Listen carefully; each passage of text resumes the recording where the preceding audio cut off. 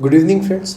हमारा कुछ पोर्शन उसमें से बच गया था। फर्स्ट पार्ट में मैंने जो रिकॉर्ड किया था द हिंदू का, कुछ पोर्शन बच गया था। जो न्यू एजुकेशन पॉलिसी थी, मैं सोच रहा था कि उसके लिए सेपरेट वीडियो बनाऊं।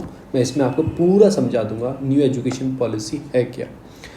वीडियो लंबी होती है, बार बार ये बोलते सर वीडियो बहुत लंबी होती है, क्योंकि इस एक्सप्लेनेशन आपको 10 टॉपिक पूरे समझाए जाते हैं। 10 टॉपिक, रिजर्वेशन पूरा आपने पढ़ा, कितने जजमेंट थे, क्या क्या थे, हिस्ट्री क्या है उसकी, उसके मतलब बेनिफिट क्या है रिजर्वेशन का, क्यों हटाना चाहिए रिजर्वेशन, अगर कुछ चेंज करना है तो क्या रिजर्वेशन में चेंज करने चाहिए। कोशिश ये रहती है आप क्या क्या करो, वीडियो को 1.5 या 1.25 करके देखा करो, और भी आपको इजीली समझ में बहुत आ जाएगा और आपका टाइम भी बच जाएगा। अब जो पढ़ने वाले हैं एजुकेशन सिस्टम, कल पीएम मोदी ने ऑनलाइन जाके चीज़ों को एग्जामाइन किया था, सब चीज़ों को। तो 14 colleges in the 8 state offer 5 Indian language now. अब रीजनल लैंग्वेज जो होती है, 14 कॉलेजेस 8 स्टेट में अपनी रीजनल लैंग्वेज के अंदर पढ़ाएंगे, मतलब जो लैंग्वेज होती है। ऐसा किस में किया गया? फर्स्ट टाइम जो एनिवर्सरी थी नेशनल एजुकेशन पॉलिसी की 2020 की, जो लास्ट ईयर आई थी, उसकी एनिवर्सरी थी कल 29 जुलाई को। तो उसके लिए पीएम मोदी ने अनाउंस किया था, कल ऑनलाइन मीटिंग थी, education in the mother tongue, ऐसा बोला गया। Mother tongue at the home language until class 5। आपकी जो क्लास 5 तक है, आप अपनी मदर टंग में या फिर होम लैंग्वेज जो भी है आपकी, उसमें क्लास 5 तक आप पढ़ोगे। न्यू एजुकेशन पॉलिसी में ऐसा प्रावधान दिया गया। क्या है? प्रमोट करना है रीजनल लैंग्वेज को in the technical education also. जो आपकी रीजनल लैंग्वेज है उसको भी प्रमोट करना है। अब आपने पूछोगे 5 इंडियन लैंग्वेज कौन कौन सी हैं जिसको आप पढ़ोगे अपनी टेक्निकल लाइन में या फिर इंजीनियरिंग लाइन में। वो है हिंदी, तमिल, तेलुगु, मराठी, बंगला। इन 5 लैंग्वेज को आपको कहीं ना कहीं यूनिवर्सिटी पढ़ाने के लिए अब आपको दिखेगी, क्योंकि न्यू एजुकेशन पॉलिसी में ऐसा प्रावधान है। और कक्षा 5 तक के लिए, क्लास 5 तक के लिए तो आप मदर टंग में ही पढ़ोगे, ऐसा भी है उसमें। It also announce that launch the India sign language as a regular language. जो आपकी साइन लैंग्वेज होती है ना, वो जो बेचारों को समझ में आते हाथ से करते हैं, वो एक तरह से रेगुलर लैंग्वेज सब्जेक्ट होगा in the secondary school, promoting the inclusive, एक तरीके से स्पीच एंड हियरिंग। जो चैलेंज स्टूडेंट होते हैं, जो बोल नहीं पाते, सुन नहीं पाते, उनके लिए साइन लैंग्वेज। तो अब ये सेकेंडरी लेवल में ही, सेकेंडरी स्कूल जो होते हैं 12th वाले, उसमें ही अब आपको देखने के मिलेगा। फिर एकेडमिक क्रेडिट बैंक बनाए गए हैं। 3 मंथ प्ले मॉड्यूल रखा जाएगा जो स्टूडेंट होते हैं क्लास 1 के लिए, तो ये डेवलप किया गया है। फिर एकेडमिक क्रेडिट बैंक बनाए गए हैं। आगे बताऊँगा ये क्या क्या चीज़ें हैं। प्रिपेयर किएंगे, जो हमारा आज का यूथ है वो कल के लिए उसे प्रिपेयर करेंगे। बिल्ड टुमारो इंडिया, उस कल के देश को बना पाए। 4 आवर ट्रेनिंग, आपको जो प्रोग्राम है वो आर्टिफिशियल इंटेलिजेंस भी सिखाई जाएगी आपको। CBSE के जो कॉलेजेस हैं या फिर आपके इंटेल जो इंडिया है उसने कंट्रीब्यूट किया है, जो डिजिटल ड्राइव इकोनॉमी के लिए आर्टिफिशियल इंटेलिजेंसी का भी आपको चीज़ें अब सिखाई जाएंगी स्कूल्स के अंदर। प्रोग्राम का क्या एम है? इस पूरे का एम क्या है कि इंट्रोड्यूस करना आर्टिफिशियल इंटेलिजेंसी को। 10 लाख जो पर्सन है फर्स्ट ईयर में इसके साथ कहीं ना कहीं जोड़े जाएंगे और 11 लैंग्वेज के अंदर ये चीज़ सिखाई जाएंगी। तो एक तरह से क्या बना जा रहा है? मोर प्रैक्टिकली, मोर रीजनेबली। मतलब एक तरह से आपको फीलिंग ना है जैसे एक गांव का बच्चा एक स्कूल में आ जाता है, गांव के बच्चा किसी इंग्लिश स्कूल में पढ़ने आ जाता है, तो उसे ऐसा लगता है कि मैं पता नहीं कहाँ आ गया। भाई हमारे यहाँ फीलिंग आती थी, हम भी एक गाँव से बिलोंग करते हैं, हमें बहुत स्ट्रगल किया, पर बाद में तो चलता रहा। अभी भी स्ट्रगल कहीं ना कहीं फेस कर लेते हैं, तो कोई बात नहीं। तो वो फीलिंग ना आए बच्चे को अपनापन सा लगे, तो इसलिए रीजनल लैंग्वेज या फिर मदर टंग लैंग्वेज को बढ़ावा दिया गया है इसके अंदर। आगे चलते हैं। अब मैं कुछ जो पॉलिसी है इससे कुछ रिलेटेड कुछ पहले हिस्ट्री बताता हूँ कि एजुकेशन इंडिया कैसी थी, या फिर हमारे कॉन्स्टिट्यूशन में क्या क्या है। कॉन्स्टिट्यूशन में जो प्रोविज़न है एजुकेशन से रिलेटेड, वो part 4 of the Indian constitution, article 45 और आर्टिकल 39, ये DPSP के पार्ट है। DPSP 51 तक DPSP है, फिर 51A आपका फंडामेंटल ड्यूटीज़ है, जो भी आपकी 11 से 12 ड्यूटीज़ है। Director principle of state policy क्या प्रोविज़न बोलता है कि state funded as well as equitable accessible education सबके लिए होनी चाहिए, तो सबको उसमें आ पाएँ, सब पढ़ पाएँ, सब उसमें पढ़ पाएँ। फिर 42 कॉन्स्टिट्यूशन अमेंडमेंट एक्ट 1976, कैसे याद रखोगे? 4 और 2 प्लस करोगे कितने होते हैं? 6 होते हैं। और तो आपको याद रखना है 42 जो कॉन्स्टिट्यूशन अमेंडमेंट एक्ट था 1976 में आया था, उसमें education from state to concurrent list में ऐड किया गया था। पहले ये स्टेट लिस्ट में होती थी, इसे कॉन्करेंट लिस्ट में ऐड किया है। कॉन्करेंट मतलब सेंट्रल भी कुछ चेंज कर सकती है, स्टेट भी कुछ चेंज कर सकती है। शेड्यूल 7 के अंदर आते हैं ये इसमें, तो ये याद रखना। अब मैं आपको एक चीज़ और बताता हूँ, 44 जिसे मिनी कॉन्स्टिट्यूशन भी बोला जाता है, 42 को भी मिला के ये 1978 में आया था। जैसे 4 और 4 प्लस करोगे तो 78। थोड़ा मैं याद रखने के लिए ट्रिक बताता हूँ। तो इसमें क्या किया गया था, कॉन्करेंट लिस्ट में क्यों किया गया, क्योंकि एजुकेशन एक ऐसा है, उसे सेंट्रल गवर्नमेंट बढ़ाना चाहेगी और स्टेट गवर्नमेंट उस पर काम करना चाहेगी।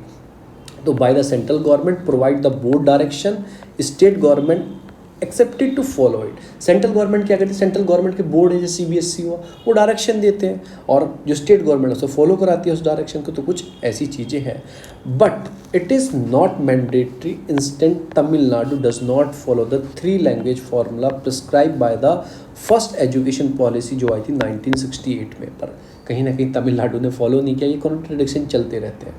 उसके बाद क्या हुआ, एक तो ये वाला हो गया, 42 आया, इसमें कॉन्करेंट लिस्ट में ऐड किया गया, चलो ठीक है, ये आप याद रखना। फिर 86, ये बहुत ही इंपॉर्टेंट है, एजुकेशन के बारे में लिखना है। यार आपको 86 का मेंशन नहीं किया तो आपका जो एजुकेशन के बारे में आप लिख रहे हो या आंसर राइटिंग कर रहे हो तो इनकम्प्लीट माना जाएगा। 86 कॉन्स्टिट्यूशन अमेंडमेंट एक्ट 2002 में आया था। एजुकेशन को इन्फोर्सेबल राइट बनाया गया, आपके फंडामेंटल राइट में ऐड किया गया। आर्टिकल 21A को ऐड किया गया। इसके बिना अगर ये नहीं लिखी ना लाइन आपने तो इनकम्प्लीट माना जाएगा। 86 याद रखना, 85-86 होता है शायद, हाँ ये 86 को 86 नहीं बोलते हैं। फिर रिलेटेड लॉ क्या है, फिर एक लॉ भी आया, इसके बिना भी इनकम्प्लीट मानी जाएगी। तो ये लॉ लेके आए आपका राइट टू एजुकेशन एक्ट लेके आया, 2009 में आया। एम क्या था, टू प्रोवाइड करना है प्राइमरी एजुकेशन सब बच्चों के लिए, 6 से 14 साल के बच्चों के लिए, सब बच्चों के लिए एजुकेशन को मतलब इन्फोर्स करना है एजुकेशन को, और फंडामेंटल राइट्स बनाया गया कि आपका अधिकार है 6 से 14 साल के बच्चों को पढ़ाना कंपलसरी। तो आपको फ्री एजुकेशन भी प्रोवाइड की जाएगी, कंपलसरी है सब बच्चों को पढ़ना। इट मैंडेटरी 25 रिजर्वेशन जो होगा for a disadvantage section of the society, जो बेचारा डिसएडवांटेज है, जिसको मतलब एडवांटेज नहीं मिल पाता, उसको अपलिफ्ट किया जाएगा। उसके लिए बहुत सारी गवर्नमेंट ने स्कीम चलाई उनके लिए, जैसे सर्व शिक्षा अभियान चलाया, मिड डे मील चलाया, नवोदय विद्यालय बनाए। नवोदय विद्यालय मैं भी 2-3 महीने पढ़ा हूँ, तो नवोदय विद्यालय बनाए, NVS बनाए, केंद्रीय विद्यालय बनाए, KV बनाए। यूज़ किया IT in the education are result for NEP जो 1986 में पॉलिसी आई थी। तो इन सब चीज़ों को बढ़ावा देने के लिए, इन सब चीज़ से क्या होगा कि इनरोलमेंट बढ़ेगा। एटलीस्ट बच्चा पढ़ने के लिए नहीं, कम से कम खाने के लिए तो आएगा। उस वजह से वो क्या पता उसका मन कर जाए, वो पढ़ भी ले। तो गवर्नमेंट ने एक सोच बनाई, लालच दिया, पर वो अच्छी चीज़ का लालच दिया। अब मैं जो आपको बताने वाला हूँ कि नेशनल एजुकेशन पॉलिसी डेवलप कैसे हुई, पहले थोड़ा हिस्ट्री पे जाएंगे और फिर 2020 पे जब आएंगे। तो हिस्ट्री पे जाते हैं, स्टार्टिंग कहाँ से हुई। पहले मैं आपको बता देता हूँ, नेशनल एजुकेशन जो पॉलिसी आई है ये 29 जुलाई 2020 को ये आई है। आप ये चीज़ देखो कि इससे पहले जो नेशनल एजुकेशन पॉलिसी आई थी वो कब आई थी, वो आई थी 1986 में। तो आप देख लो धरती आसमान चेंज हो गई। 86 से लेकर 2020 तक वो कितना डेवलपमेंट हो गया, एजुकेशन इतनी चीज़ें बढ़ गई, इंटरनेट ही एजुकेशन हो गया। तो पॉलिसी अब तक चेंज नहीं की थी, इतने साल बाद चेंज की। खुद लगा लो ना कितने डिकेड हो गए, 35 साल बाद, 34 साल बाद आप एजुकेशन पॉलिसी पे ध्यान दिया है। तो ये है। तो हिस्ट्री क्या आती है, यूनियन गवर्नमेंट क्या करती है, नेशनल एजुकेशन पॉलिसी लेके आती है जुलाई 2020 में, बहुत अच्छी बात है।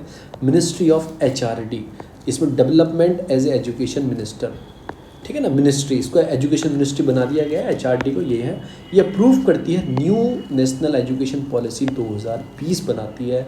इंडिया एक ग्लोबल नॉलेज सुपर पावर बनाने के लिए, make in India, digital India, इन सबको ऐड करने के लिए ये पॉलिसी बनाती है। College level, school level to college level education कैसी रहेगी, एक अच्छा स्टेप है।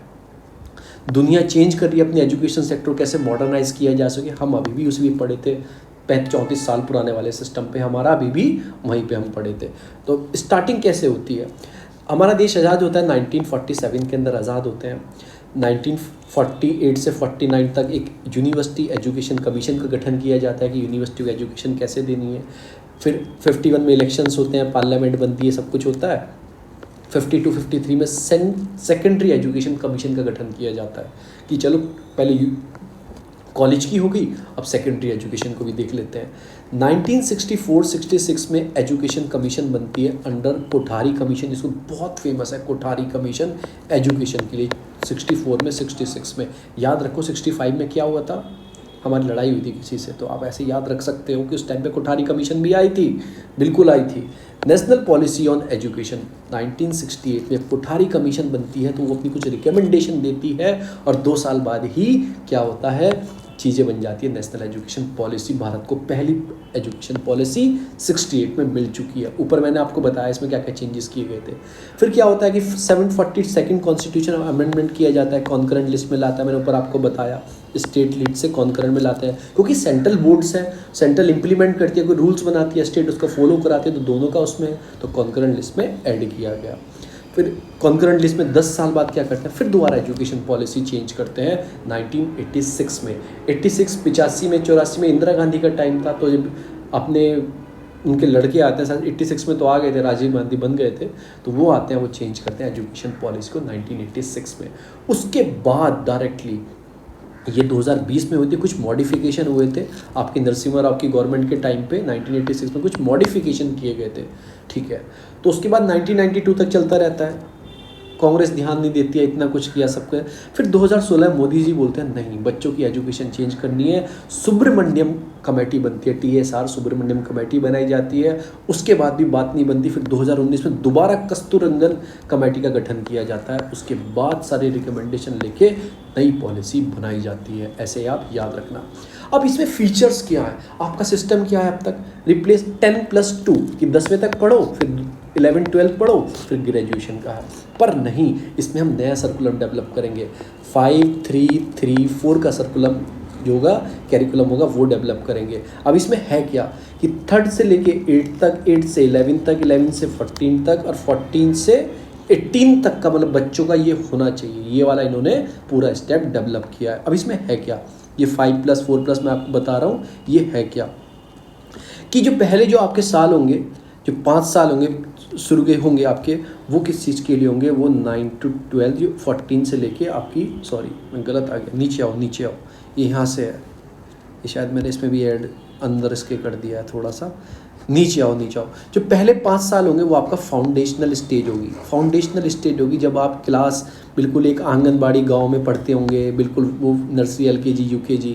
फिर 2 साल आपके जो होंगे वो होंगे 1st और 2nd क्लास के, ये 6 से 8 साल के होंगे। तो ये 3+2 इनको ऐड कर लो तो ये 5 मतलब आपका फाउंडेशन स्ट्रक्चर रखा है इन्होंने, फाउंडेशन स्ट्रक्चर कि वो LKG, नर्सरी, UKG, 1st और 2nd क्लास का वो पूरा डेवलपमेंट करना है। वो चाहे आंगनबाड़ी में हो या प्ले स्कूल में, किसी में हो, उसमें आपको एक तरह से बिल्कुल खेल में एजुकेशन सिखाई जाएगी। इसके अंदर मल्टी लेवल आपको एक्टिविटीज़, प्ले, ये सब इसमें दिखाए जाएंगे। मतलब आपको किताबें नहीं दी जाएंगी, आपको ऐसा बनाया जाएगा कि आप खेल में चीज़ों को सीखो। फिर आप आ जाएंगे 3rd क्लास में, 6 to 5th क्लास में, जब आपकी एज होगी 18 से 11, और उसमें आपको सिखाया जाएगा मतलब कि कैसे चीज़ों की, इसे जो नाम दिया गया है, इसे नाम दिया गया प्रिपरेटरी स्टेट, मतलब एक तरीके से प्ले, डिस्कवरी, एक्टिविटी बेस इसमें भी चीज़ होगी जो आपको सिखाया जाएगा। इंटरेक्शन कैसे क्लासरूम में लर्निंग इंटरेक्शन आपको कराया जाएगा। तो मतलब कि कैसे ये मतलब वो स्टेज होगी जो फंडामेंटल से लेके बिल्कुल आपके फाउंडेशन से लेके और मिडिल स्टेज के बीच में जो स्टेज होते हैं, बिल्कुल आपको पहला स्टेप सिखाया जाएगा। उसके बाद जब 3 साल की और क्या होगी, 6 to 8 क्लास में, जब आप 11 से 14 साल के होंगे, इसे बोला गया है मिडिल स्टेज। इसमें क्या होगा कि आपको एक्सपेरिमेंटल मतलब एक तरीके से चीज़ें ऐसी सिखाई जाएंगी, कुछ चीज़ें कि आप science, mathematics, art, social science, humanities, ऐसे सब्जेक्ट होंगे। और जो भी सब्जेक्ट होंगे वो आपके ऐसे होंगे मतलब एक्सपेरिमेंटल बेसिस पे, मतलब आपको ऐसा फील ना आए कि मतलब आप पढ़ रहे हो। लर्निंग को बहुत ऐसा बनाया गया, ओरिएंटेशन करके बनाया जाएगा कि आप ज़्यादा फिजिकल पे ध्यान दें, ज़्यादा प्रैक्टिकल नॉलेज पे जाएं, इवन तो बुक पे बहुत कम जाए। तो एक्सपेरिमेंटल लर्निंग उसके हिसाब से सिखाया जाएगा। फिर आती है सेकेंडरी स्टेज में आप कहाँ पे होगे, 4 साल की होगी, जब 9 से लेकर 12 तक आप पढ़ोगे, 14 से 18 साल के होगे। ये याद मत रखो, बस ये याद रखना 5 शुरू के नर्सरी, LKG, 1st, 2nd, 3 और 4, इस स्टेज का जो पूरा कैरिकुलम डेवलप किया गया है। सेकेंडरी स्टेज मल्टी डिसिप्लिनरी आपको चीज़ें सिखाई जाएंगी, समझदार होंगे, स्टडी आपको अच्छे से, ग्रेट क्रिटिकल थिंकिंग आपको, फ्लेक्सिबल और student choice of the student, कि आपकी चॉइस का ध्यान रखा जाएगा। ये नहीं है आपको फिजिक्स पढ़नी है फिजिक्स पढ़ो, ये नहीं, पीसीएम कंपलसरी नहीं है। अब आपको फिजिक्स पढ़नी है, फिजिक्स के साथ कंप्यूटर साइंस पढ़नी है, उसके साथ हिस्ट्री पढ़नी है, तो वो आपकी चॉइस के ऊपर है जो आपको सिखाया जाएगा चीज़ों में। पहले क्या था, पहले हमारा सर्कुलम क्या था कि 10 तक 10 साल 6 to ये पढ़ो, और उसके बाद सीधा वो 2 साल का ऊपर का होता था, 10+2 पूरा ये कंप्लीट होता था। तो बस नहीं, अब उसको डिवाइड किया गया है अलग अलग चीज़ों में। मिडिल हो गया, फिर आपका फाउंडेशनल हो गया, फिर आपका प्रिपरेटरी स्टेज हो गया, फिर आपका सेकेंडरी स्टेज हो गया। ये सारे ऐसे डेवलप किए गए हैं पूरा तरीके से। जो आंगनबाड़ी प्ले स्कूल होते हैं वो आपका बिल्कुल फाउंडेशन स्ट्रक्चर है। तो ऐसे याद रखो 5-3-3-4 स्ट्रक्चर बनाया गया है। बहुत अच्छी बात है, बहुत बढ़िया बात है। जो all the higher education institution होंगे एक्सेप्ट लीगल और मेडिकल कॉलेज, जैसे लीगल जो होते हैं ना, जैसे आप प्रोफेशनल डिग्री पढ़ते हो, जैसे आप लॉ कर रहे हो, या फिर मेडिकल कॉलेज, देखो इनकी एजुकेशन बहुत अलग है। इनकी एजुकेशन क्यों अलग है, उसमें थोड़ा प्रैक्टिकल चीज़ें होती हैं, क्योंकि एनाटमी, फिजियोलॉजी, बायोकेमिस्ट्री, बहुत सारी चीज़ें पढ़ते हैं। इनको छोड़ के और जितने आपके कॉलेज होंगे, BA MA, जितने भी कोर्स होंगे, इनको एक सिंगल रेगुलेटरी चीज़ें गवर्न करेगी, यानी कि सब में एक सी एजुकेशन समानता हो। तो सिंगल रेगुलेटरी जितनी भी हायर एजुकेशन होंगे, कॉमन कुछ नॉर्म्स होंगे, या प्राइवेट हो या पब्लिक हायर एजुकेशन इंस्टीट्यूशन, दोनों के लिए सेम नॉर्म्स होंगे। ऐसा नहीं किसी को ज़्यादा छूट दो, किसी को कम दो, कोई अपने तरीके से पढ़ाओ, ये सब चीज़। जो MPhil का था, मास्टर जो MPhil का कोर्स होता था, उसका डिसकंटिन्यू कर दिया गया है। तो ये भी आप याद रखना, ये इंपॉर्टेंट है, प्री में डायरेक्ट लाइन डाल सकता है। बोर्ड जो एग्जाम होंगे वो आपकी नॉलेजेबल एप्लीकेशन चेक करेंगे, बेस्ड ऑन नॉलेज एप्लीकेशन। ये नहीं तक तो रट्टू तोता नहीं बनाया जाएगा, नॉलेजेबल बेस वो एग्जाम कराए जाएंगे।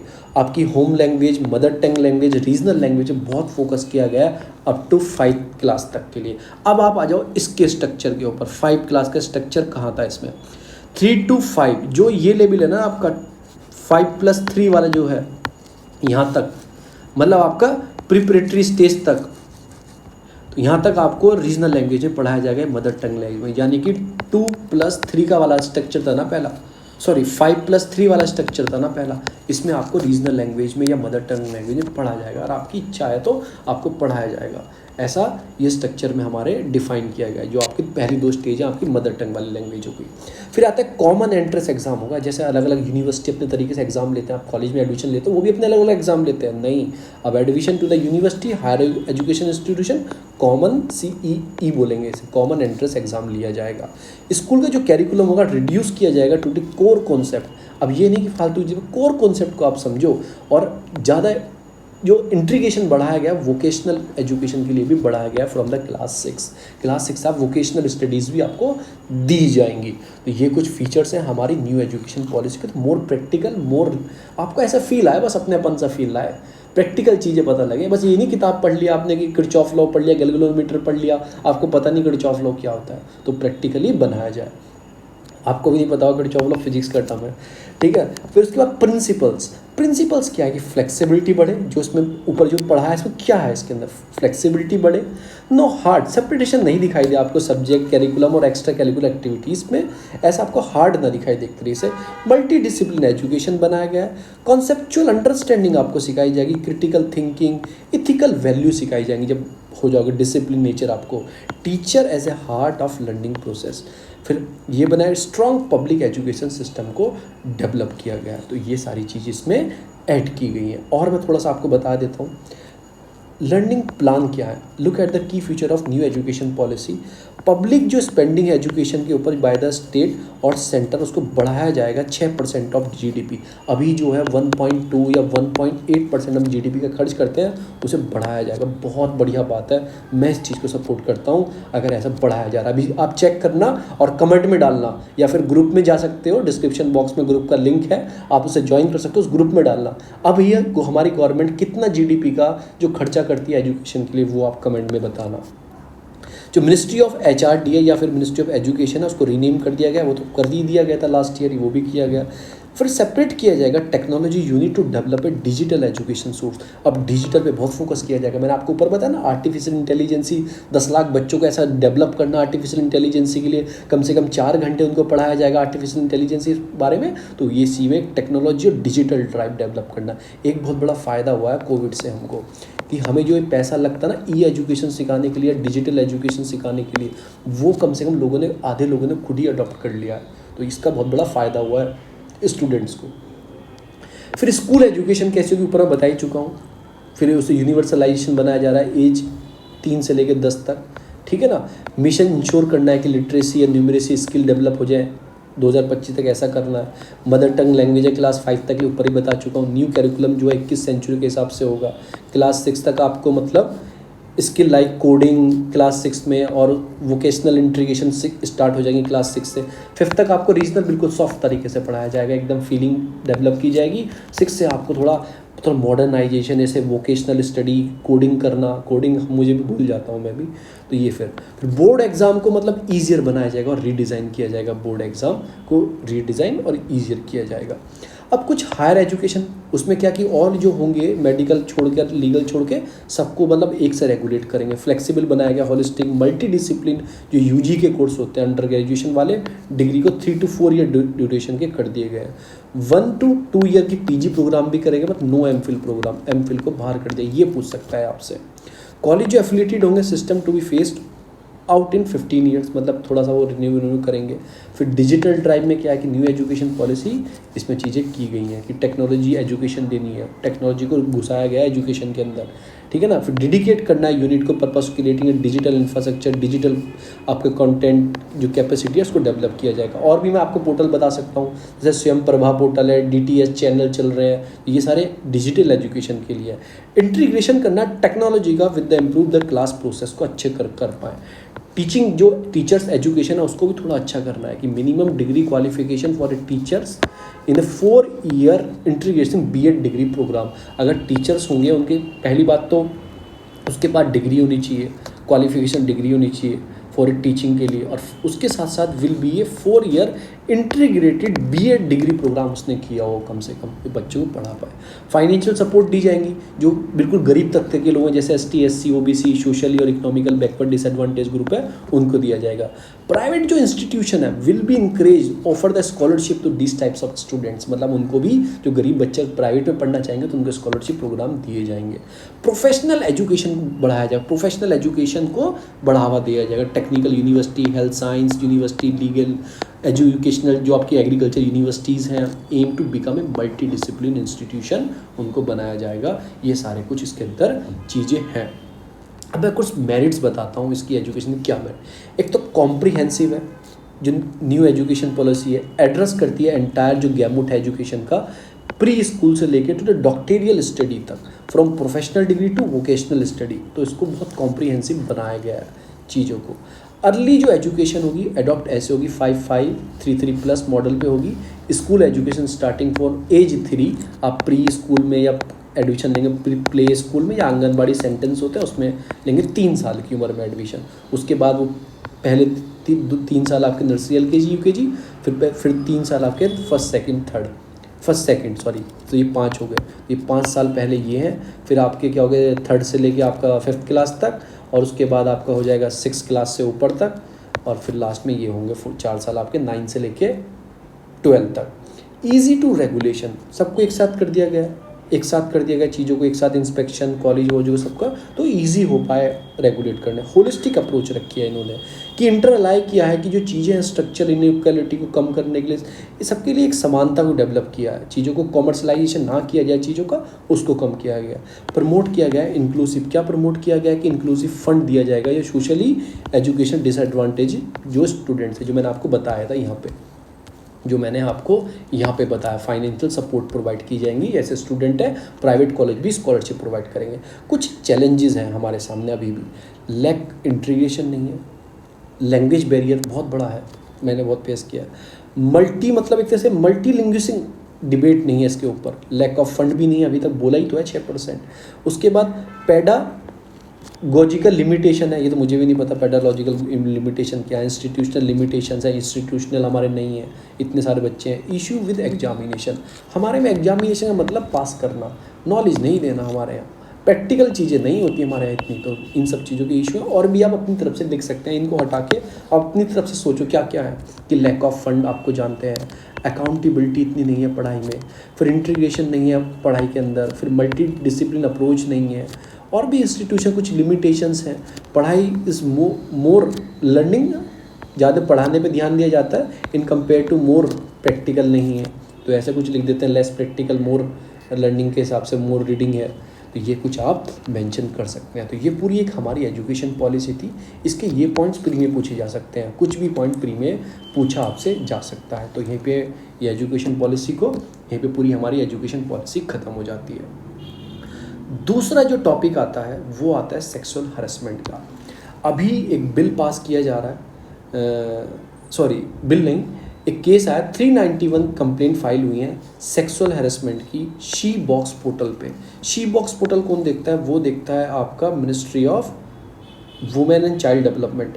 तो वो देखता है, उन्होंने अब सुप्रीम कोर्ट में स्मृति ईरानी है, उन्होंने बोला है वुमेन एंड चाइल्ड डेवलपमेंट की कितने केसेस रजिस्टर्ड हुए हैं शी बॉक्स पोर्टल पे। कंप्लेन वेयर फाइल कहाँ पे कर सकते हैं? शी बॉक्स पोर्टल पे आप कर सकते हैं, गवर्नमेंट को अगर भेजनी हो। ये किसके अंदर प्रावधान दिया गया ऐसा? ये दिया गया harassment of women at work place prevention prohibition residence act 2013। जब ये निर्भया कांड हुआ था ना, जब ये सेक्सुअल हैरेसमेंट ये बहुत कंडीशन थी, तो इन पर बहुत सारा ध्यान दिया गया था, बहुत सारे एक्ट आए थे उसी टाइम पे। निर्भया फंड भी डेवलप हुआ था, फिर ये हैरेसमेंट के फिर पॉक्सो और मजबूत किया गया था, इसी टाइम पे किया गया था। अब ये होता क्या है, मतलब कि why sexual harassment work place में, एट वर्क प्लेस क्यों होता है ऐसा? जो एक्ट है डिफाइन करता है कि सेक्सुअल हैरेसमेंट जो होता है किस प्रकार का हो सकता है। आपकी लड़कियों के लिए अवेयरनेस के लिए भी ज़्यादा ज़रूरी है, आप देख लेना कि कैसा होता है सेक्सुअल हैरेसमेंट। कोई आपके साथ फिजिकली कांटेक्ट बनाने की कोशिश करे, उसका एडवांस चीज़ें ले, ठीक है ना, उससे एडवांस भी कुछ हो सकता है, इन्हें पता होगा। या फिर कोई डिमांड करे, रिक्वेस्ट फॉर सेक्सुअल फेवर की, आपसे कुछ लालच दे दे कि मैं आपको नौकरी से निकाल दूंगा, तो सेक्सुअल फेवर मतलब आपसे चाहे। ये भी मेकिंग सेक्सुअली कलर्ड रिमार्क, आपके ऊपर कोई सेक्सुअली कलर्ड रिमार्क करता है कि ऐसी है वैसी, ये सब। शोइंग द पोर्नोग्राफी, आपको कोई पोर्नोग्राफी दिखाए, और any other unwelcome physical verbal non verbal conduct of sexual in nature. वो सेक्सुअल इन नेचर होना चाहिए, कुछ मुंह से बोल दे, कुछ आपको वर्बली बोल दे, या फिर अनवेलकम कोई फिजिकल ऐसा हो, सेक्सुअल इन नेचर का हो, वो सब। उसके बाद जो वर्क प्लेसेस इंक्लूड, अब वर्क प्लेसेस में कौन कौन से वर्क प्लेस इंक्लूड किए हैं इन्होंने? Government, private sector, organisation. ये अवेयरनेस के लिए भी चीज़ें हैं, आपको पता होना चाहिए कोई ऐसा एक्ट भी होता है। या एस्टेब्लिशमेंट या एक्सेक्टर, तो एक्सेक्टर में सब कुछ ही आ जाएगा, सब कवर करता है, अनऑर्गेनाइज, डोमेस्टिक वर्कर, हॉस्पिटल, सब कुछ कवर करेगा, कोई एक्सेक्टर आ गया। कंडीशन क्या है इसकी इंडिया में? अगर ministry of women and child की हम रिपोर्ट देखें 2015 से 2017 तक की, total 1631 case has been filed under the sexual harassment 2013 के एक्ट के हिसाब से। वाइट आपकी डिस्पेरिटी है अमंग द स्टेट, कि उत्तर प्रदेश में रिकॉर्ड 25% ऑल द केसेस है, दिल्ली में 16% है, तो 25-16 इनमें हो गए, बाकी पूरी स्टेट में ही देख लो आप, तो ज़्यादा इसमें है। फिर ये बोला है कि 319 कंप्लेंट फाइल हुई हैं ऐसा, तो अब थोड़ा मुझे लग रहा है कम होने लगा है, ऐसे केस कम हो गया। देखो, इतनी सारी हुई थी 17 में 1631, होता बहुत है कि आधी तो फाइल भी नहीं होती केस, आपको पता ही है।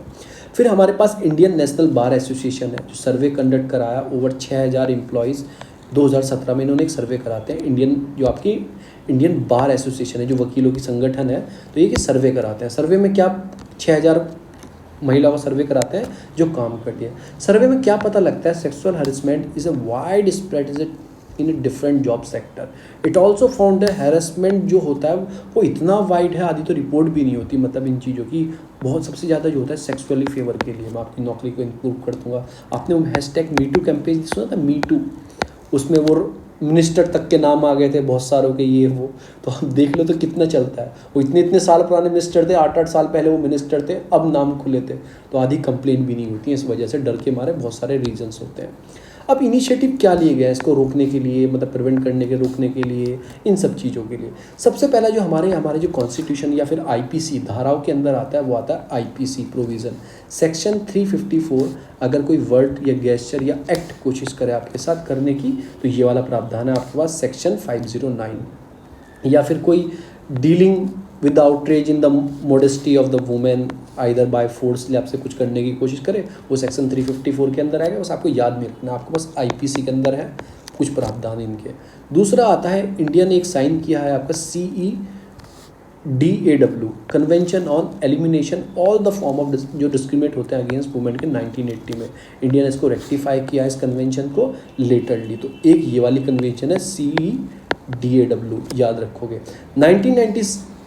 1997 में विशाखा जजमेंट आया था, सुप्रीम कोर्ट ने कुछ गाइडलाइंस दी थी। तो गाइडलाइंस क्या थी, विशाखा गाइडलाइंस उसको बोला जाता है। उनको हमें फॉलो करते हुए ये वाला एक्ट डेवलप किया है, उनको देखते हुए हमने द गवर्नमेंट ने फिर 2013 में जब निर्भया कांड हुआ उसके बाद ये सेक्सुअल हरेसमेंट वर्क प्लेसेस वाला एक्ट बना के लेके आया। इसके अंदर क्या है, इसके अंदर डिफाइन किया गया सेक्सुअल हरेसमेंट कैसा कैसा होता है। ऊपर मैंने आपको बताया मैकेनिज्म है, कोई शिकायत करता हो पूरी शिकायत कर सकते हैं। फिर जितने भी वर्क प्लेसेस होंगे जहाँ पे मतलब जितने भी ऑफिस होंगे वहाँ पे इंटरनल कंप्लेंट कमेटी बनाई जाएगी। किस किस ऑफिस में बनाई जाएगी, जिस ऑफिस या ब्रांच में 10 से ज़्यादा एम्प्लॉयज़ हैं, 10 से ज़्यादा एम्प्लॉयज़ हैं, उसमें मैंडेटरी है ये बनाना। इंटरनल कंप्लेंट कमेटी में कौन होगा, जो उस ऑफिस के हेड होंगे या फिर कुछ भी होंगे वो उस कमेटी के अंदर होंगे। अब आप सुनो, हेड ही बदतमीजी करा तो किसके पास जाएंगे, तब भी कमेटी के पास जाएंगे। 3 मेंबर की कमेटी के हेड थोड़ी होंगे तो सारे ही मेंबर उसमें, जो 3-4 आदमी आप अपॉइंट करोगे उसके लिए, तो ये बनाई जाएगी। अगर ये भी आपकी नहीं सुनता है तो उसके बाद दूसरा जो प्रोविज़न है, internal committee have the power to civil court gather the evidence. मतलब ये इंटरनल जो कंप्लेंट कमेटी होगी जो डेवलप की जाएगी मैंडेटरी, इनके पास कुछ सिविल पावर दी गई कि एविडेंस को ये गैदर कर पाएँ। अगर ये भी आपकी नहीं सुनते हैं, ये भी नहीं देखते हैं, तो फिर आपका प्रोविज़न क्या है, आपकी जो पेटिशनरी जो है वो कोर्ट भी जा सकता है और भी कमेटी के पास जा सकता है। इफ़ द प्रिस्क्राइब पेनल्टी जो है एम्प्लॉय जो है non compliance with the provision that shall be punishable with a fine. तो फाइन वाइन ये सब लगा सकते हैं और ये सब देख सकते हैं। इन द केस ऑफ कि वायलेशन हुआ है, higher penalty and the cancel the licence and registration conduct the business also present. अगर पता लगा कि जो केसेस वैसे वायलेशन कर रहे हो आप चीज़ों का, वो कमेटी ही नहीं सुन रही, तो आपके लाइसेंस वाइसेंस भी कैंसिल कर दिए जाएंगे, ऐसा भी प्रावधान है। फिर section 354A of Indian penal code, ये क्या बोलता है कि criminal law act 2013 it also provide the enough punishment sexual harassment work places. इसको क्रिमिनल लॉ में ऐड कर दिया गया, तो ये सारी चीज़ें हुई। मिनिस्ट्री ऑफ जो वुमेन चाइल्ड डेवलपमेंट है वो सेटअप की गई, उसमें एक कमेटी बनाई गई अंडर जस्टिस JS वर्मा के नाम पे टू कर the sexual harassment at work places following the me too campaign on the social media. तो ये सब स्टार्ट हुआ था, आपने सुना ही होगा। फिर MWCD पब्लिश करती है handbook regarding the sexual harassment at work places, जो मैंने आपको ऊपर बताई। हैंडबुक डेवलप करती है, उसमें कुछ बिहेवियर मतलब sexual harassment at work places उसमें कॉन्स्टिट्यूट किए जाते हैं। ऑनलाइन कंप्लेन कर सकते हो, या शी बॉक्स है जो मैंने आपको ऊपर बताया, आप करनी है, आपको लग रहा है तो ऑनलाइन कंप्लेन कर सकते हो, आपका नाम नहीं बताया जाएगा। फिर once the complain is submit to the portal it will be directly send to the internal complaint committee के पास फॉरवर्ड की जाएगी। अगर वो भी स्टेप नहीं लेती फिर उसके बाद तो अगर पता लगता है उसने स्टेप नहीं लिया तो कंपनी का लाइसेंस भी जाने को ऊपर बात आ जाती है। इम्पैक्ट क्या है इस sexual harassment in work places का, एक तो emotional wellbeing, physically health, financially challenge, global consequences. मतलब ये क्या बोल रहे हैं, जो ये क्यों होता है इतनी चीज़ें, क्योंकि इमोशनली वेलबींग होता है, कोई इमोशन के साथ खेल जाता है, फिजिकली हेल्थ के साथ खेल जाते हैं, जो बेचारी मतलब मेंटली फिट नहीं है उसके साथ, या फाइनेंशियली चैलेंज है कुछ पैसों के लालच में। फिर ग्लोबली कॉन्शियस क्या है कि low productivity, employ your turnover, low morale, legal cost और sexual harassment cost millions of dollars. ये सब चीज़ें हैं जब कि paid women left the job, मतलब ये सारी चीज़ें कि जॉब लालच वाला दे करवा सकते हैं। अब कुछ चैलेंजेस हैं इस एक्ट के साथ, क्या क्या चैलेंजेस है। इस does not cover agriculture worker, जो आपकी महिला तो वो भी है ना, एग्रीकल्चर में काम करते हैं खेतों में जाकर, उनको कवर नहीं किया है। और आर्म फोर्स में जो महिला जाने लगी है उनको कवर नहीं किया है। इसमें जो चैलेंज है, लार्जली मेल डोमिनेटेड सेक्टर है ये, तो महिला तो इसमें 1 ही 2 होती है, कितनी कम होती है खेती में या फिर आर्मी में, तो उसमें वही तुमने ऐड नहीं किया, वहाँ तो ज़्यादा चांसेस हैं उनके, क्योंकि लार्ज आदमी है बहुत सारे। Not gender neutrality, does not cover account sexual harassment आदमी। भैया आदमी का भी तो हो सकता है सेक्सुअल हरेसमेंट, लड़की का ज़रूरी थोड़ी है। फिर कोई ट्रांसजेंडर है, आप तो ट्रांसजेंडर नौकरी में जाने लगे, उनका हो सकता है। कोई ट्रांससेक्सुअल इंडिविजुअल है, उसका हो सकता है, आपने इनको कवर ही नहीं किया। सुप्रीम कोर्ट ने तो LGBTQ धारा 377 को मतलब डिक्रिमिनलाइज कर दिया है। पावर दे दी है। थर्ड जेंडर आपने ऐड कर दिया, तो इनको भी करो भाई। अगर non compliance of complain, there is a many private company does not have committee नहीं है to look into the complain of sexual harassment at work places. Issue with I जो आपकी कंप्लेन कमेटी है उसके साथ बहुत बड़ा इशू है। मोस्ट ऑफ द जो कमेटीज होती हैं, lack of people who have knowledge about the legal. अब उनको पावर दे दी आपने कि लीगलिटी की, पर उनको ये नहीं पता कैसे चीज़ों को सॉल्व करना है, कैसे इंक्वायरी करनी है, क्रॉस एग्जामिनेशन कैसे करना है, वही नहीं पता। फिर विक्टिमाइजेशन, उसमें क्या होता है, सेक्स ऑफर मतलब कि ऑकर किया जाता है कि व्हेन द वुमेन कंप्लेन करती है अगेंस्ट द सुपीरियर, अपने किसी सीनियर के ऊपर, द एक्ट इज साइलेंट, मतलब एक विक्टिमाइजेशन करता है कि neither prevent provision not the remedy, मतलब ऐसे हो जाता है कि वो सुनते भी नहीं है, हाँ जी ठीक है कब लिया, उसकी सुनवाई नहीं हो रही है। तो बहुत बार ये भी होता है। फॉर एग्जाम्पल, सर्वे कंडक्ट कराया गया, 70% of women did not complain due to the fear, कुछ भी डर था, lack of confidence in the complain mechanism. अब आदमी भी तो उन्हीं के है ना, क्या पता उनमें से ही एक आदमी हो। ये सारी चीज़ें हैं। कुछ सजेशन आए, सारे सजेशन तो इंपॉर्टेंट नहीं है, जीएस वर्मा कमेटी ने कुछ सजेशन दिए, वो हमारे लिए थोड़े से इंपॉर्टेंट हो जाते हैं क्योंकि ये अभी रिसेंटली बनाई गई थी। कि कमेटी बोलते हैं, रिकमेंडेड करती है, rape and sexual assault are not merely a crime but also a expression of power. So any non, जैसे कुछ चीज़ें होंगी उसमें मतलब कि include the definition of rape, उसमें ऐड किया जाए। रिकमेंडेशन की ट्रिब्यूनल बनाई जाए इंस्टेड ऑफ आईसीसी, नहीं एक ट्रिब्यूनल डेवलप की जाए सिटी या डिस्ट्रिक्ट लेवल पे, जो कंप्लेन इजी हो पाए, वुमेन को ट्रस्ट आ पाए। Rather than function of civil code, the tribunal must choose its own procedure, मतलब अपना ओन प्रोसीजर खुद डेवलप करें। जैसे एनजीटी का ओन प्रोसीजर है, प्रिंसिपल ऑफ नेचुरल जस्टिस, तो अपना प्रोसीजर खुद चॉइस करें। फिर जो कमेटी होगी अपोज करे penalise women for a false complain, अगर कोई महिला गलत भी शिकायत करती है उसको भी सजा दो, वो भी गलत कर रही है। तो ये सारी चीज़ों की इनकी रिकमेंडेशन थी जो आपको याद रख सकते हैं। फर्दर इस अमेंडमेंट में क्या बोला, इंक्लूड करो जो वुमेन आर्म फोर्स में है, एग्रीकल्चर में है, उनको भी ऐड करो। फोकस करो जेंडर न्यूट्रलिटी के ऊपर कि आदमियों को भी ऐड करो, उन एलजीबीटी कम्युनिटी वालों को भी ऐड करो, सबको ऐड करो। The government can form a committee to identify the complain not form the ICC. वो आप कंप्लेन फाइल करो जो जहाँ पे आईसीसी ने है ही नहीं और वहाँ की महिलाओं ने कंप्लेन की है। फिर जो कंपनीज है, विक्टिमाइजेशन ऑफ वुमेन, मतलब क्या वो वुमेन का मतलब डर के मारे नहीं कर पा रही है, उसको भी आप कमेटी बना के आइडेंटिफाई करो। ये सब चीज़ों की बात की गई थी। फिर इसमें गवर्नमेंट ने might create a gender equality जो कंप्लेन इंडेक्स है, like LGBT work place equality index, तो ऐसी चीज़ों को आप डेवलप करो। जो एटीट्यूडनल चेंज है, नीड टू बी आवर, मतलब आपको लाना पड़ेगा एटीट्यूडनल चेंज, अवेयरनेस प्रोग्राम चलाओ इन चीज़ों के लिए, चाइल्ड रेटिंग प्रैक्टिस करो। तो ये सारी चीज़ें इसमें ऐड की गई थी, बताया गया था कि आपको कैसे चीज़ों को ठीक करना है, कैसे नहीं करना, तो मैंने आपको बहुत ईजिली समझा दिया है। ये यहाँ पे ख़त्म हो जाता है। बस लास्ट टॉपिक हमारा क्या रह जाता है, हमारा लास्ट टॉपिक रह जाता है, मुझे आपको एडिटोरियल बताना है। वैसे मैं एक एडिटोरियल ट्रैफिकिंग वाला कल बहुत अच्छे से समझाया है, मैंने पूरे नोट्स के साथ समझाया, फिर भी मैं आज आया क्योंकि एंटी ट्रैफिकिंग बिल पास हुआ है ना, तो वो बिल के ऊपर कई दिन तक वो घुमाते रहेंगे आर्टिकल को। जो पहला एडिटोरियल आता है तो विंग्स टू पेगासस, मतलब इसमें साइबर वेपन का यूज़ हुआ है, ये आपके सामने, ये कोई पेगासस स्पाई नहीं था, ये सीधा साइबर वेपन था। तो ऐसा किसने बोला है, ऐसा आपके ये नारायण जी ने आर्टिकल लिखा है, एम के नारायण, आपको जानते भी होंगे, अगर पता होगा तो पढ़ लेना इनके बारे में। मिसयूज़ किया है कहीं ना कहीं पेगासस स्पाईवे ने, मतलब एक तरह से ये साइबर वेपन है, ना कि ये कोई वो है लोगों की चीज़ें जान रहे थे, वेपन ही है, साइलेंट वेपन है। तो इसमें क्या बोला, न्यू स्टेज ऑफ वेपन है, ये न्यू स्टेज ऑफ वेपन है।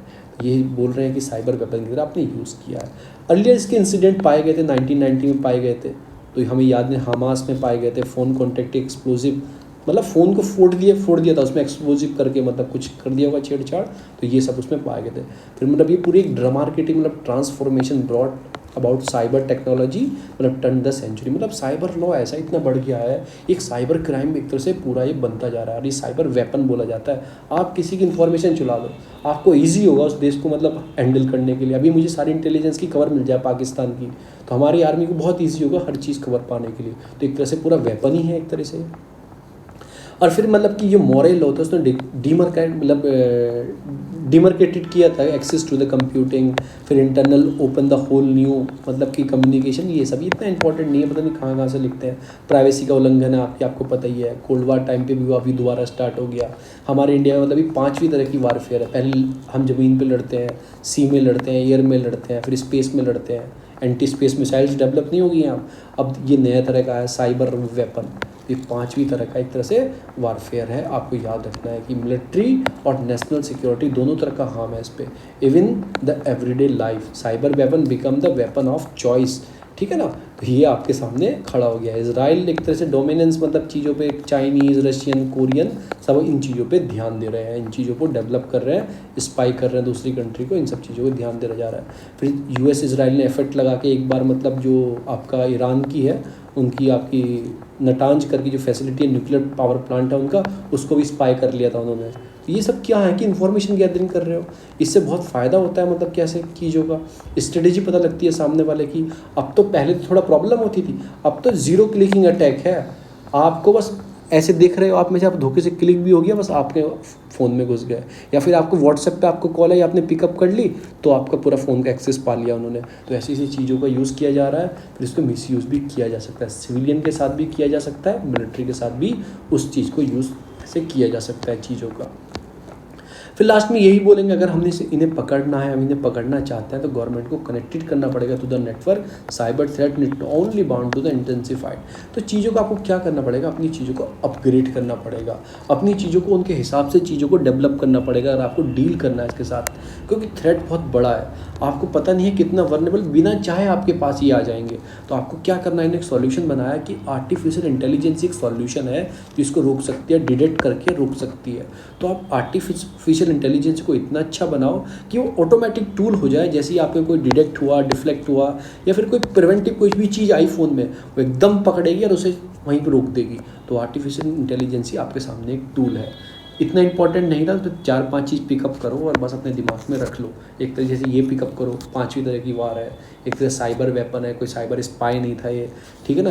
और इन चीज़ों का यूज़ कर मिलिट्री पर्पज़ के लिए या सिविलियन पर्पज़ के लिए यूज़ कर सकते हो, ठीक है। रोकने के लिए आपके पास आर्टिफिशियल इंटेलिजेंस ही है, एक टूल्स है जिसे आप रोक सकते हो। इसका बहुत बार उन्होंने कुछ एग्जाम्पल दिए हैं, जैसे रशिया कोरियन डेवलप कर रहे हैं। फिर आपकी नतांज करके जो आपकी न्यूक्लियर एरिया है ईरान का, उसमें इन्फॉर्मेशन गैदर किया गया था कि ईरान क्या कर रहा है, वेपन बना रहा है, न्यूक्लियर वेपन बना रहा है, क्योंकि उन्होंने पूरा स्पाई लगा के इसको चेक किया था। तो ये सारी चीज़ इसके अंदर है। दूसरा बोलता है इंडिया यूएस के बीच में कौन कौन से टर्म्स हैं जो आता है। इंडिया यूएस के, क्योंकि अभी जो आपके यूएस के secretary of the state Antony वो इंडिया में आए हुए थे, तो कुछ सिमिलरिटी देखिए इंडिया किस किस पे यूएस के साथ काम कर रहा है। 2+2 स्ट्रेटजी जो फॉरेन और डिफेंस को मिनिस्ट्री को साथ जोड़ती है। क्वाड हमारा जुड़ा हुआ है। फिर क्वाड कोऑपरेशन जो है इंडो पैसिफिक पे फोकस है हमारा, उनके साथ मिलके। तो इस सारे कन्वर्जन को मतलब हमारे डिस्कस किया, हमें डेमोक्रेसी अच्छी कैसे की जाए, अफगानिस्तान का इशू कैसे सॉल्व किया जाए, राइट्स के ऊपर बात की हमने। तो हमारा मोर कन्वर्जन देन डाइवर्जन, दूर का मतलब दूरी नहीं है, थोड़ा हमारे इसमें पास आ रही है। फिर हमें जो क्वाड बनाया, न्यू अनाउंस किया है यूएस ने, उज़्बेकिस्तान, अफगानिस्तान, पाकिस्तान और मतलब यूएस से जो कनेक्टिविटी डेवलप की जाएगी मतलब। और जैसे वन बेल्ट इनिशिएटिव है ना, तो ऐसा एक ये क्वाड बनाया कि कनेक्टिविटी डेवलप की जाएगी। हमारे भी चांसेस हम भी इसमें आगे जुड़ सकते हैं। फिर डेमोक्रेटिक फ्रीडम की बात करते हैं। इंटरनल जो इंडिया के इश्यूज़ हैं, माइनॉरिटीज़, वो सब हमारे इंटरनल इश्यूज़ हैं, उस पर नहीं, वो चीज़ हमारी है। फिर सिटीजनशिप अमेंडमेंट एक्ट 370 है, जो एंटी कन्वर्जन जो लॉ लेके आ रहे हैं, जैसे यूपी गवर्नमेंट लेके आई, वो मतलब एक तरह से हमारे हिस्टोरिकल कुछ रॉन्ग्स थे उनको करेक्ट करने के लिए है। ये हमारे रविशंकर ऐसे बोलते हैं। तो हमने इन चीज़ों पे बात की, तो फिर हमें ये हुआ। फिर दूसरा आता है against the anti trafficking, long road to winning the battle. Anti trafficking, इस पर क्यों ध्यान दिया जा रहा है ट्रैफिकिंग पे? देखो, होती तो बहुत बड़े स्तर पर है। अभी पेंडेमिक आया, बच्चे अनाथ हो गए, ऑफन हो गए, लोग इकोनॉमिकली डाउन हो गए, ठीक है। तो क्या हुई, ट्रैफिकिंग बहुत तेज़ी से ऊपर बढ़ी है, बहुत तेज़ी से ऊपर बढ़ी है। तो इसकी रिक्वायरमेंट थी ऐसे बिल लाने की। अगर आप एक एनजीओ है, 2020 अप्रैल से जून 2021 तक देखोगे, उसने 9000 बच्चों का एस्टिमेशन लगाया जो रेस्क्यू किए हैं, 9000 बच्चों को जो ट्रैफिकिंग का शिकार हुए थे एक एनजीओ ने। 21 children has been trafficked every day over, मतलब 15 मंथ से 21 बच्चे ऑन एवरेज देखोगे, 21 बच्चे रोज़ ट्रैफिकिंग किए जाते हैं उस एनजीओ के हिसाब से। तो ऐसी कुछ चीज़ें हैं। अभी ट्रैफिकिंग चिल्ड्रन, उसके उससे क्या होता है कि चीफ लेबर उसको यूज़ करते हैं बहुत सारी जगह पे, कि चीप लेबर मिल रही है, कहीं उसे गोदाम में रख देंगे और उसे काम कराते रहेंगे, चीप लेबर है। फिर चाइल्ड मैरिज भी कहीं ना कहीं इंक्रीज़ देखा जाता है इन सब चीज़ों से। मध्य प्रदेश में चाइल्ड मैरिज का इंक्रीज़ हो गया है, मध्य प्रदेश में बच्चों की शादी हो रही है, उसको रोकना है, वो गलत चीज़ है। तो ये सब चीज़ें बढ़ती जा रही हैं चीज़ों में, मतलब एक तरह से वायलेंस बढ़ रहा है सोसाइटी में। तो इससे क्या होता है कि बहुत सारी प्रॉब्लम्स क्रिएट होती हैं, ठीक है। उसके बाद ये बढ़ क्यों रही हैं भाई, उसका सबसे बड़ा कारण है बच्चों ने पेरेंट्स खो दिए हैं अपने, इलनेस और सेपरेशन हो गए, दूर हो गए हैं मतलब चीज़ों से। फिर कभी भी तो मैंने ऐसे सुना है माँ बाप बेच देते हैं, जब ज़्यादा बच्चे होते हैं माँ बाप बेच देते हैं किसी को भी 50,000 में 30,000, मैंने खुद देखा है, मैंने देखा नहीं, मैंने अपने गाँव में देखा है मैंने। फिर उसके बाद वायलेंस है, नेगलेक्टिंग है, मतलब बहुत सारी चीज़ें हैं कि वायलेंस है, इधर उधर हो जाते हैं। फिर इससे क्या हो गया, आजकल जो नया टर्म आया हुआ है साइबर ट्रैफिकिंग। अब क्या कर रहे हैं बच्चे, ऑनलाइन है, आप भी ऑनलाइन हो, ऑनलाइन इंटरनेट फ्री हो गया है, आपको अपनी बेरोजगारी का हिसाब नहीं पता है। मैं भी एक ऑनलाइन ही पढ़ा रहा हूँ, चीज़ों को पढ़ रहा हूँ, इंटरनेट एक्सेस हो गया। तो वो क्या करते हैं, ऐसे माइंड वॉश करते हैं बच्चों का, या फिर जो नए नए बच्चे होते हैं किसी भी तरीके से। आपको एक इंसिडेंट बताता हूँ। एक बिहार का मेडिकल कॉलेज का लड़का था, वो किसी लड़की से बात कर रहा था, वही लड़की नोएडा की थी, वो भी उसने खुद बताया मेडिकल कॉलेज में लड़की ने बात की, उसका ब्रेन वॉश किया, वो बिना बताए घर से मेडिकल कॉलेज, जैसे मैं बिना बताए लड़की से मिलने आ जाऊँ, वो लड़की से मिलने नोएडा आ गया बिहार से, कॉलेज में था, घर वालों को बताया नहीं, उसने बात कर ली होगी, झूठ बोल दिया होगा, तो वो मिलने आ गया, उसको किडनैप कर लिया गया और उसको मतलब कहीं सब भेजा जा रहा था, किडनैप कर लिया गया, पूरा ग्रुप था। तो उसके कॉलेज वालों को पता लग गया, पूरी एक टीम डेवलप हुई, दोनों स्टेट की मिलके रेस्क्यू कर लिया गया। तो ये क्या है, साइबर ट्रैफिकिंग ही है एक तरीके से, कि माइंड वॉश कर ले, कॉन्टैक्ट बनाएंगे, आपसे बात करेंगे, आपको नौकरी दिलवाएंगे, ये दिलवाएंगे, इधर उधर जाके आपके साथ जो भी करना होगा, जिन्होंने किडनी निकाल लेंगे, जो उन्हें करना हो वो कर लेंगे।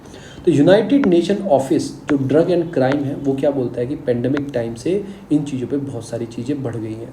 तो ये सारी बात इसमें करते हैं, जो मतलब taking advantage of the loss of livelihood, मतलब जाने चली गई, उन सबका एडवांटेज लेके, फॉल्स जॉब का बहाना देके सोशल मीडिया के ऊपर increase the demand of child sexual exploitation. ये डिमांड इंक्रीज़ हो रही है, जो चाइल्ड पोर्नोग्राफी है, चाइल्ड सेक्सुअल की डिमांड इंक्रीज़ हो रही है। तो उसकी वजह से इन सब चीज़ों की जो है ट्रैफिकिंग बढ़ गई है, और गवर्नमेंट को कहीं ना कहीं ऐसे बिल की हमारे देश को ज़रूरत थी। साइबर ट्रैफिकिंग लॉ को भी कंट्रोल करना चाहिए, स्पेसिफिकली देखना चाहिए। India still classified by the US का एक डिपार्टमेंट ऑफ स्टेट है, वो कुछ रिपोर्ट निकालता है ग्लोबली ह्यूमन ट्रैफिकिंग के ऊपर। इंडिया को टायर 2 लिस्ट के अंदर रखा हुआ है उसने, मतलब कि इंडिया वर्नेबल स्टेज पे है साइबर ट्रैफिकिंग की। फिर जो government does not fully meet the minimum standard according to the US, जो यूएस कुछ स्टैंडर्ड सेट करके लिस्ट निकालता है इंटरनेशनल लॉ के अकॉर्डिंग कैसे करना है, अभी तक इंडिया फुलफिल नहीं होता है, इसलिए हमें ऐसे लॉ की ज़रूरत है। हमने एक अनाउंस किया था कि हमने anti human trafficking unit develop करेंगे, हर डिस्ट्रिक्ट लेवल पर टास्क फोर्स डेवलप की जाएगी, स्पेशली चाइल्ड जो आपका ये चाइल्ड या ट्रैफिकिंग को कंट्रोल करेगी। अभी तक एक किसी आदमी ने आरटीआई लगाई 2010 में, और पता लगा 330 ऐसी AHTU यूनिट डेवलप की गई हैं अभी तक, ठीक है ना। अभी तक पता ही नहीं है, नहीं मतलब कि 330 डेवलप करनी थी, और अभी तक जो 225 ही डेवलप की गई हैं। आज 2020 हो गया, अभी तक कितनी की गई हैं, 220 ही 25 ही डेवलप की गई हैं। तो ये देखो, तो हमें ये ऐसी यूनिट बढ़ाना होगा, स्पेशल उसके लिए फोर्स बनानी होगी। तो ये कुछ बिल है, बिल के अंदर कुछ चीज़ें जुडिशियल इशू भी हैं, ड्राफ्ट बिल ये लेके आए हैं, इम्प्लीमेंट करेगा लॉ को। नेशनल इन्वेस्टिगेशन एजेंसी को मतलब इंक्रीज़ करेगा, पनिशमेंट ऑफ द ऑफेंसिव करने चाहिए, डेथ पेनल्टी तक लाना चाहिए इसके अंदर कुछ केसेस के अंदर, क्योंकि ट्रैफिकिंग हुई है उसके साथ प्रॉब्लम भी बहुत सारी हुई है। क्या पता उसका एक्सप्लॉयटेशन किया हो, उसको प्रोस्टिट्यूशन में रखा हो कुछ दिन तक, उसके साथ मतलब रेप किया हो, पॉस्को बच्ची है तो पॉस्को के अंदर डालना चाहिए उसके साथ, तो ऐसे कुछ होना चाहिए। फिर AHTU यूनिट की जो कमेटीज़ है नेशनल, स्टेट और डिस्ट्रिक्ट लेवल पे, इनको कोऑर्डिनेट और डेवलप किया जा सके। एक ये है, स्पेशल अटेंशन देनी होगी आपको जो प्रोसिक्यूटर है, जो मतलब पकड़ा गया है जज, कि मतलब एक तरीके से वो जो कन्विक्शन है ना, मतलब बहुत स्लो रेट है। हमारे यहाँ तो कितने केस अटके हुए हैं, उसके बाद वो केस 10-10 साल तक चल रहे हैं, उसको सज़ा नहीं मिली। तो उसके लिए फास्ट ट्रैक कोर्ट डेवलप करो, और जो बच्चा शिकार हुआ है ट्रैफिकिंग का कोई भी हो, उसको मतलब मॉनेटरी कंपेंसेशन प्रोवाइड करो। मतलब उसको क्या तो साइकोलॉजिकल काउंसलर, मतलब ऐसे भी होता है साइकोलॉजिकल मेंटल प्रॉब्लम आ जाती है जब उसके साथ इतनी उसने कंडीशन देखी है, तो उसको कोई काउंसलिंग उसकी काउंसलिंग भी डेवलप कराओ किसी मतलब साइकोलॉजी के पास या साइकेट्रिस्ट के पास। तो यही है विक्टिम को ट्रैफिकिंग का जो लो इनकम कम्युनिटी के ज़्यादा होते हैं, for the home with novel corona virus में जिन्होंने शिकार हुए हैं वो लोग ज़्यादा इसका शिकार होते हैं, जो फाइनेंशियल डिस्ट्रेस हो वो भी ज़्यादा शिकार होते हैं। तो इस इंसिडेंट्स का ध्यान रखो। तो ये 2 एडिटोरियल थे जो इम्पोर्टेंट थे। ये तालिबान गया चाइना से मिलने, पता नहीं अब क्या गुल खिलाएंगे। ये खुद फंस रहा है, चाइना से अपने ट्रैप में फंसा रहा है तालिबान को, जैसे पहले यूएस फंसाता था, अब ये बेचारे इधर उधर भागे फिर रहे हैं। इन्हें भी शांति से आना चाहिए, अफगानिस्तान को मानना चाहिए, अपने क्यों इधर उधर कर रहा है, अपने भी छिंदवा बैठेगा, इन्हें भी छिंदवा बैठेगा। तो ये सारी चीज़ें हमारी न्यूज़ इतनी थी, हम ख़त्म करते हैं। मैंने आपको पॉलिसी बहुत अच्छे से बताई, आपको मैंने सेक्सुअल हैरेसमेंट वाला बताया, वर्क प्लेसेस वाला, आपको मैंने ट्रैफिकिंग का थोड़ा सा अच्छे से समझाया। यहीं पे मैं विराम देता हूँ और वीडियो अच्छी लो प्लीज़ लाइक और सब्सक्राइब जरूर करें। मुझे अभी सब्सक्राइबर की ज़रूरत है। ज़रूरत क्यों है? क्योंकि कुछ यूट्यूब की पॉलिसी रहती है कि सब्सक्राइबर बढ़ाने हैं, तो प्लीज़ आप सब्सक्राइब जरूर किया करें। आपका बहुत बहुत धन्यवाद। अपने दोस्तों से भी करा दिया करें, बस देखने के लिए, मतलब देखा भी ना करें, सब्सक्राइब करा दिया करें। तो बहुत बहुत धन्यवाद।